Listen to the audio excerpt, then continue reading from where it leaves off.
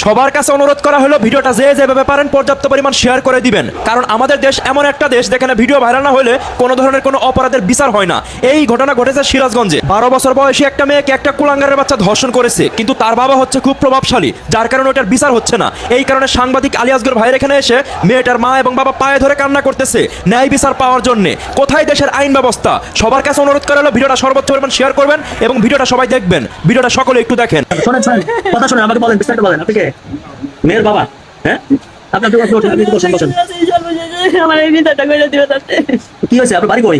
সিরাজগঞ্জ। সিরাজগঞ্জ। কি হয়েছে? আপনার মেয়ে কত বছর বছর 12 বছর বয়স, স্কুলে যাইতেছিল। জি, জি। কি হয়েছে? ধর্ষণ হয়েছে। কিভাবে? সে ডেকে নিয়ে যায় তার কারা?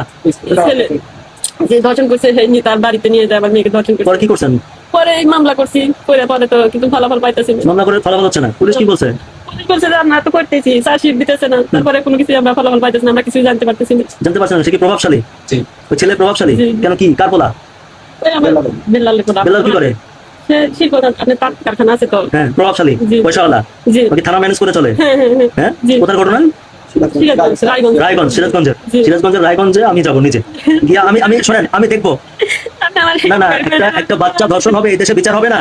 প্রভাবশালী, কত প্রভাবশালী, আমি যাবো আপনার এলাকায়, আমি যাবো, আমি গিয়ে দেখবো। এখানে টাকা দিয়ে তারা মুখ মেরে দেয়, আমাদের কাছে টাকা নেই, আমরা কোনো কিছু করতে অসুবিধা নেই, আপনার কাছে টাকা নাই, আমরা আছি আপনার সাথে।